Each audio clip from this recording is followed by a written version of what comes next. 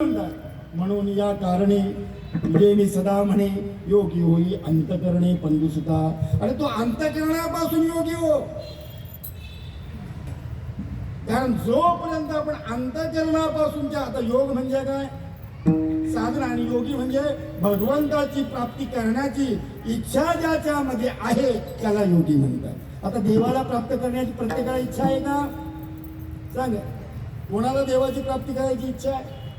लोक तर सांगतात बाबा आम्हाला देव, जगद्गुरु तुकोबरा देव घेऊन गेले. देव घ्या, कोणी देव घ्या.